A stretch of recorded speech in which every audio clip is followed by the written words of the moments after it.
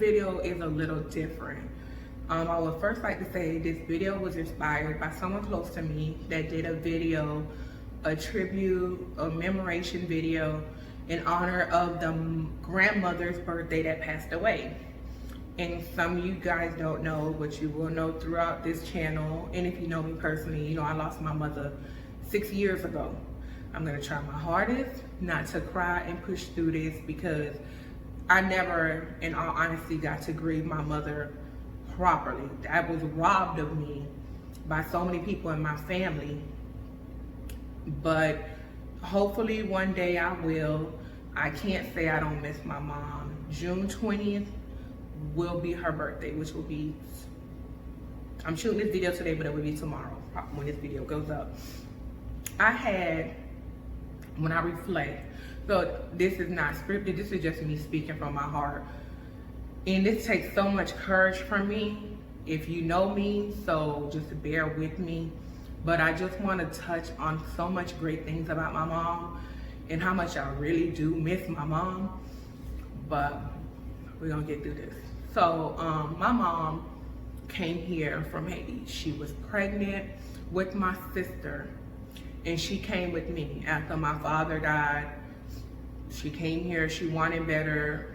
Because she knew that in Haiti, not saying it's not a good country, but we know it's a third world country and better opportunity will land here. So I watched my mother as a little girl. She came here, she stayed with our family members in Delray for a while. At first she was a dishwasher at Chili's in the back. She did that. Like, I remember from a little girl, I remember just so much. And then after that, you know, when they grow up in other countries, they learn how to iron. That's their responsibility. She comes from 12 brothers and sisters. She's like someone in the middle. So, you know, when you're the oldest or one of the oldest, your responsibility is to tend to the others and make sure the house is kept. So she did that. So after she did that, the dishwashing, she was a dry cleaner for many years, many years. She did that. She's even was burnt on the job, like almost 3rd-degree burns, but she pushed through because she had 2 kids. Then she ended up getting married. And this is, well, fuck it, it is a little disrespect. My mother is a domestic violence survivor. And if you know me, you know that's why I don't play a lot of shit. I don't let you put your hands on me. I don't let you talk to me crazy. I don't even take threats very well. Because I used to watch at 8, 9, 10, 11, 12, my mother get pretty much the shit beat out of her. And she was isolated from her family. Why she stayed, maybe it's why a lot of women stay, but also that if you're a victim of domestic violence, leave, because it never gets any better.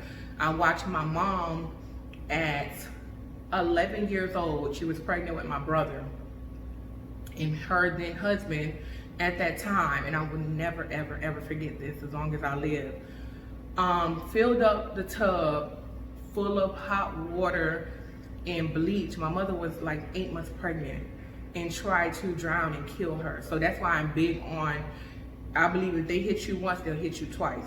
Leave it alone. That is not a good situation. Just let it be. Yeah, again, this video might be all over the place, but after she left that situation, which makes me so strong of a person I am now, because everybody's like, Nadia, you so strong. You have so much perseverance. You never give up, because I didn't come from someone weak. I never got to see my mom be very weak. Even like me, people be like, oh, crying never solves anything. But I always watch my mom after she cried, she dusted herself off, picked her head up, and she figured it out. Even after that, single mom, 3 kids, a lot of people in her family judged her, because we ended up living in the projects for a while until she got it together. We lived in the projects, and I met so many great people that I'm friends with to this day. Like, I love growing up in Pearl City. It's just, I loved it. I met so many great people. I got to know so many good people. Like I said, people that I'm still friends with till this day. But I watched my mom bust her ass, work to get where that's when, like, even while she was doing the dry cleaner thing, I would come home from school and she wanted better. So she decided, okay, at that time CNAs were booming. No discredit to them, but they were doing really well. And that was the first step. I helped her study. First she got her GED, because she's not from this country, even though she was a teacher in her country, an educator, professor. When you come here, that means nothing. So, and then English is her second language, but we worked together and we worked hard, and she got her GED, then she got her CNA, and I had to pretty much, I was the dad. I was my mom's husband after that. Like, I raised my brothers and sisters. I did the best that I can at my age, and I know she needed me, and I watched her be like so amazing. So it pushed me to be so amazing. I think that's why I'm such like, so close to my son, and he means everything to me. Like, that is the air that I breathe. I feel like my son changed my life. If it wasn't my son, there probably would be no me, who I'm becoming. So I watched my mom do that for such a very long time. Then after that, she was like, she wanted more. So we were studying towards her LPN, and at that time, she was, she partnered up with Habitat for Humanity at that time. And me, my brothers and sisters, we used to go every Saturday in the sun, rain or shine, help my mama build our future home, which we thought was gonna be our home. So I guess after me and my mom, well, more so her, because it was her test, her goal, her aspiration, we passed the LPN. Of course, you get a raise. Again, English is a second language. She probably didn't know, or if they explained it to her at that time, she probably didn't understand. So she got a little raise. So in Habitat for Humanity found out at that time, I do not know the logistics of the program now. I'm speaking of well over 17, 18, maybe, yeah, 17, 18 years ago. So once she got that raise, the same house that she helped build, they took it right from underneath her. And I remember as a little girl, my mom sat in that living room and she cried and she cried and she cried, because her dream was like, I gotta get a house to get my kids out the project so they could live way better. And again, she was at the time, no husband, single mom, 3 kids. And it's no disrespect to my family, but if they do feel disrespected, oh fuck well. A lot of people, them judged her because she was living in the project A. She was a single mom with, she was married to all her husbands, but she was a single mom with 3 kids living in the project, so they all judged her. And I watched my mama cry and was depressed for a while. But then someone taught her about first-time home buyers program, and she just became better. She saved her money. We had to sacrifice a lot. I had to literally, while my mom worked, to save up the money. I was waking up in middle school, making sure my little brother got to after school, making sure my little sister got on a school bus, and making sure that I got on the school bus to get to school. Then I would make sure that when it was time, we would all walk home. And she did that for like, I would say about 2 years. Then one day I was, at that time, I believe I was 15, turning 16. And I loved my high school. I'm a Boca High Bobcat. I graduated from Santa Lucia's, but I'm gonna be a Bobcat to the death of me. That's just what it is. So I had to leave 10th grade and we moved. And my mom surprised us that summer. She bought a house by herself. No husband. She did the program, she worked, and she moved us out of the projects into a very, I would say, decent neighborhood. It's a 3, you could calculate it with the den, 4-bedroom house, 2-car garage, like by herself. And that's when I realized at 15 that how strong women are, and if you want something, you can do whatever you want. That's why I'm not a quitter. I can't say there's not days I don't want to quit. I can't even not say that. There's days I just want to walk off on my job, but I understand some things are bigger than me and I can't quit, because the bigger picture and the bigger blessings are later. But I watched her buy that house, and she invested. And she always said, like, this is not my house, this is your house. This is you guys' house. That God forbid something happens to me, y'all have somewhere to go as long as she's here. So, you know, me and my mom been through a lot, like a lot. I can't even lie. My biggest regret is the 1 year I didn't speak to my mom, like a whole year, because we just wasn't seeing eye to eye. But I will always say I love my mom. Like, even when we weren't speaking, I'd come to her house, I open up her bills. I mean, like, and not regretting now, like, walk clean in that lady's house and don't speak to her. She wouldn't speak to me, but she never would, like, tell me get out her house or leave. And then I would, like, put money to help pay a bill, like, check on my siblings if they needed anything. We went to the store, I bought it. Like, I still was her husband. I just feel like, let's just say we were separated, but I still was the second provider. It's one of my biggest regrets. If I can get that whole year back, I would. But then I did stuff in life that disappointed my mom, and we'll talk about that later.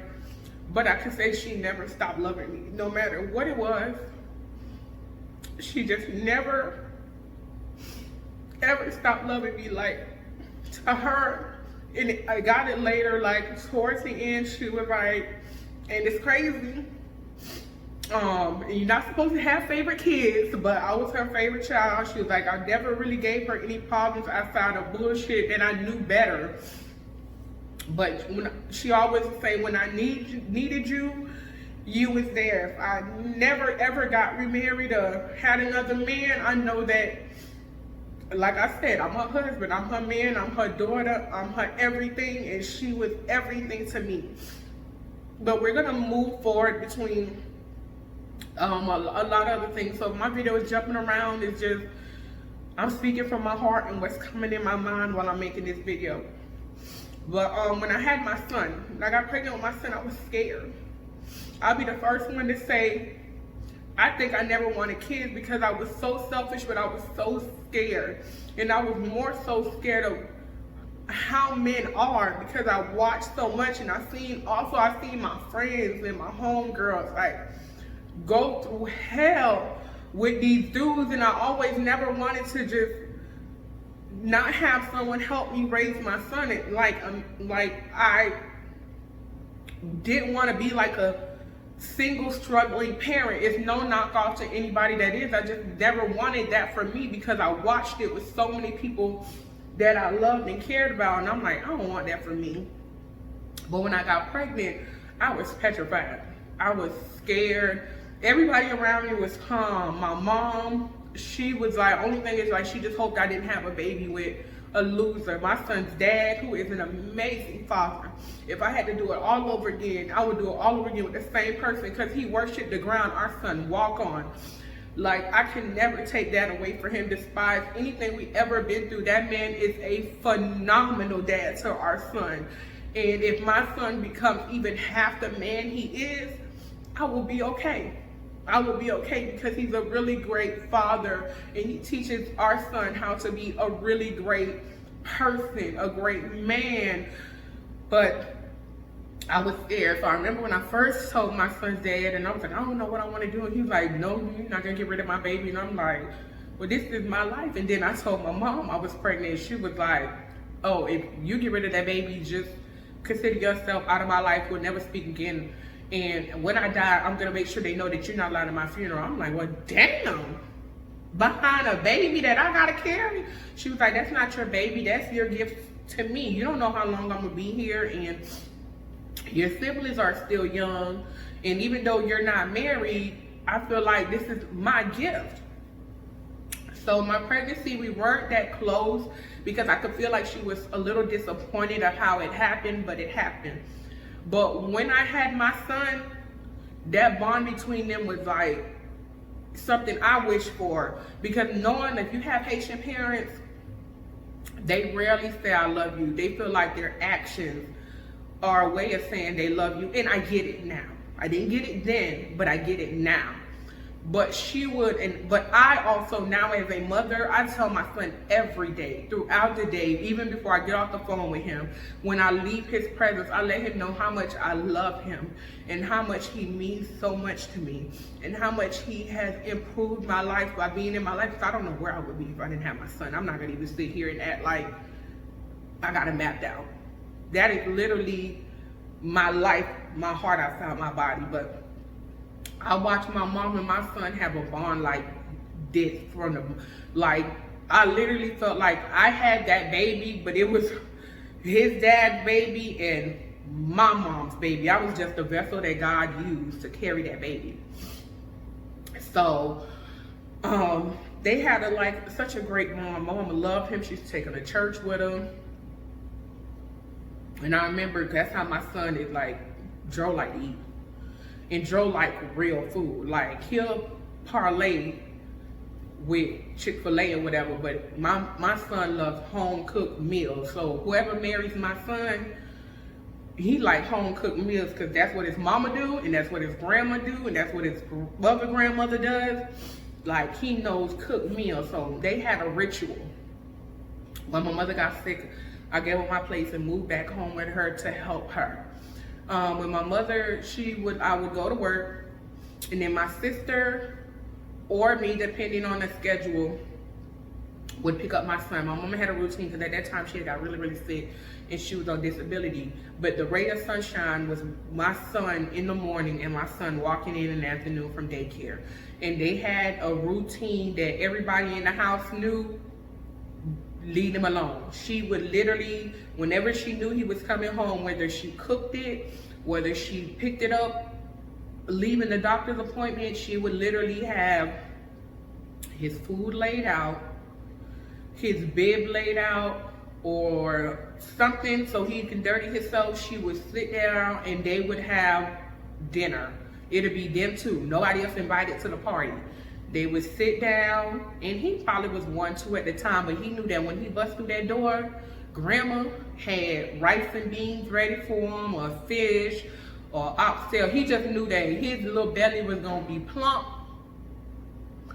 and he was gonna get some good juice, or some fresh squeeze, or fresh made juice. He was gonna get baby, and then he can go be a kid.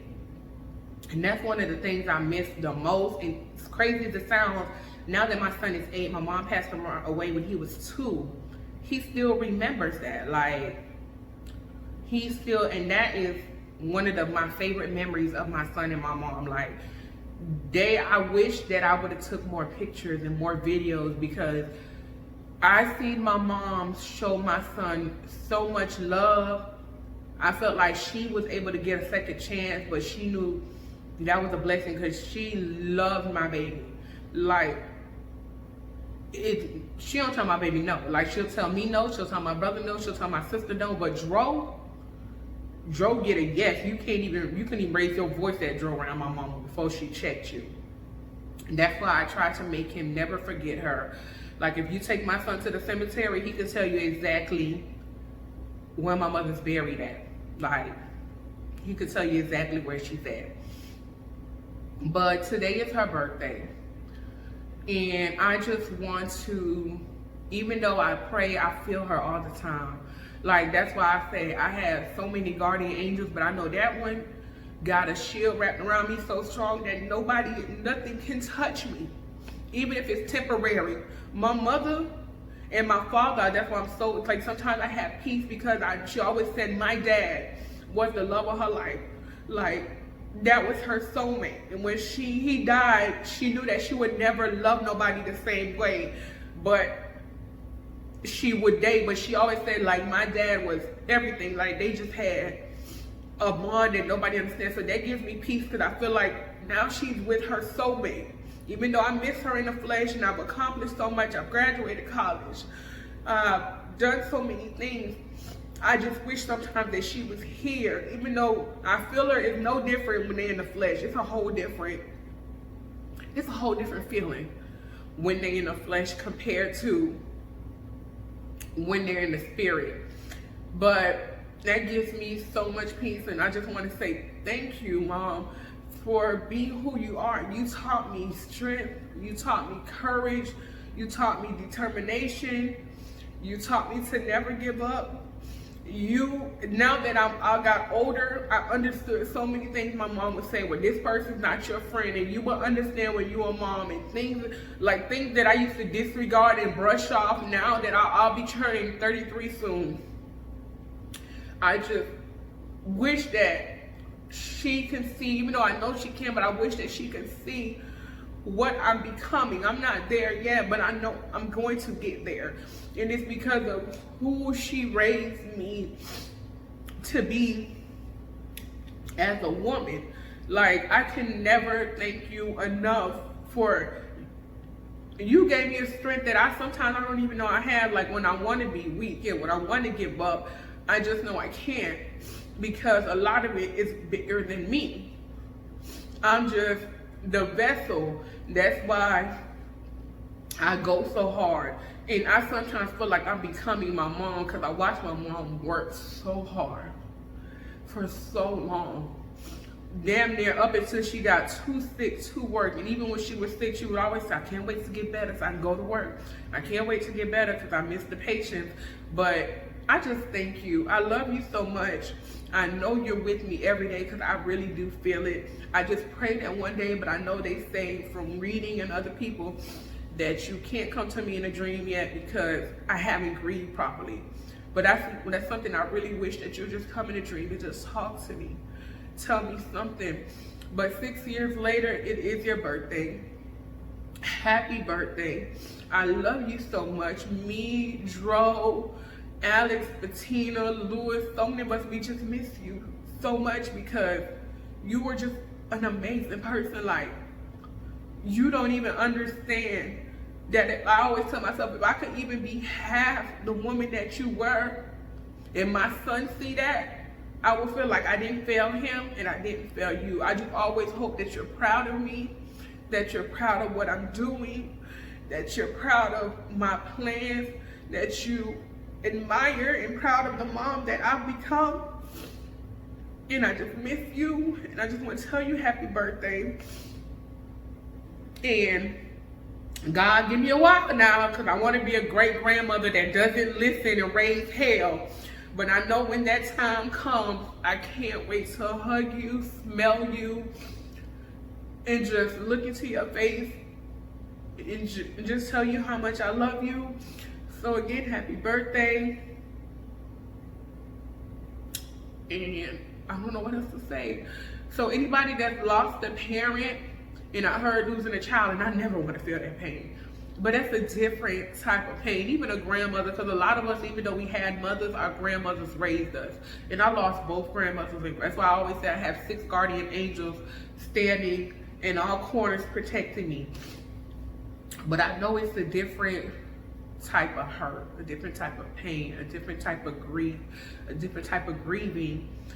So I just wish that you guys find some type of way and think of the good times, think of the good memories, because that's all we are sometimes left with. And those whose parents are still alive and you have whatever the relationship, and I can't tell you how to handle that relationship because I don't know the details and logistics, but if you can fix it, at least try. So even if you tried and they reject, God forbid something happened, you know that you tried and you tried your hardest. Maybe some things are irreversible, and that's not for me to judge, and only you do know. But if you can, your mother, your father, try. What's the hurt in trying? Because you only get, I can't say you only get one parent, but you get that one parenting, that one. So just do your best. And again, mommy, happy birthday. I love you. I wouldn't be who I am today and who I'm becoming if it wasn't for you. So thank you.